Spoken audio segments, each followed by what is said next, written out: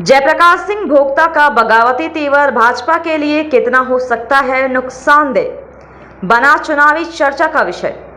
भाजपा की पूर्व विधायक शाह प्रदेश कार्य समिति सदस्य जयप्रकाश सिंह भोक्ता का आज बगावती तेवर देखने को मिला। जयप्रकाश सिंह भोक्ता ने चतरा शहर के रंगीला होटल में प्रेस कॉन्फ्रेंस आयोजित कर पत्रकारों को संबोधित करते हुए कहा कि चतरा संसदीय क्षेत्र में समस्याओं की लंबी फहरिस्त है तथा भरपूर खनिज संपदा रहने के बाद भी क्षेत्र का समुचित विकास नहीं हो रहा है और शिक्षा, चिकित्सा जैसी मूलभूत समस्याओं इस क्षेत्र की नियति बन चुकी है। यही कारण है कि क्षेत्र से पलायन रुकने का नाम नहीं ले रहा है, जबकि एनटीपीसी और कई कोल परियोजनाएं चतरा जिले में संचालित है।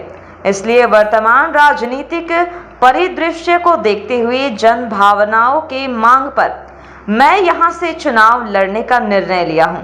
आगामी 2 मई को निर्दलीय प्रत्याशी के रूप में जिला निर्वाचन पदाधिकारी के समक्ष नामांकन करूंगा। उन्होंने यह भी कहा कि चतरा जिले में आईटीआई कॉलेज और अस्पताल का बड़ी भवनें बना हुआ है। आईटीआई में शिक्षक नदारत तो वहीं अस्पताल में चिकित्सकों की घोर कमी है। जिस तरह से चतरा संसदीय क्षेत्र के लोग पलायन कर रहे हैं, उसके रोकथाम के लिए यहां उद्योग धंधे खोलने की जरूरत है। चतरा जिले का विकास के लिए डीएमएफटी फंड का बड़ा योगदान है। डीएमएफटी फंड से कई महत्वपूर्ण विकास के कार्य किया जा सकता है। फ्रेंड्स, 2 तारीख को निर्दलीय प्रत्याशी के लिए नामांकन करने का विचार किया हूं और आप सबों के माध्यम से मैं तमाम चतरा लोकसभा वासियों को आग्रह करता हूं कि 2 तारीख को मेरे नॉमिनेशन में आए और अपना सहयोग और आशीर्वाद दें। 2 तारीख देखिए, वर्तमान राजनीतिक परिदृश्य में जो चतरा की राजनीतिक परिदृश्य है अभी, उसमें जन भावनाओं को देखते हुए निर्दलीय प्रत्याशी के रूप में चुनाव लड़ने का निर्णय लिया। पहली बार भाजपा जो है स्थानीय प्रत्याशी को मौका दिया, इस पर क्या कहेंगे? देखिए, प्रत्याशी स्थानीय हो या गैर स्थानीय हो, उससे मतलब नहीं होता है। और जहाँ लोकतंत्र है वहाँ सभी स्वतंत्र है चुनाव लड़ने के लिए। तो इसमें स्थानीय और अस्थानीय का मुद्दा मेरे समझ से तो नहीं उठना चाहिए। और अभी के राजनीतिक परिदृश्य में मुझे लगता है कि चतरा को जो चतरा की जो भावना है और चतरा की जो जन भावनाओं के तहत लोगों ने आग्रह किया कि न भाई आपको चुनाव में आना चाहिए, उसी निमित्त मैं निर्दलीय प्रत्याशी के रूप में निर्णय लिया हूं चुनाव लड़ने का। देखिए, टेस्ट जब तक आप चुनाव में नहीं जाएंगे, अभी तो चुनावी प्रक्रिया प्रारंभ हुई है। जब नॉमिनेशन हो जाएगा उसके बाद कंटेस्ट होगा किसी से।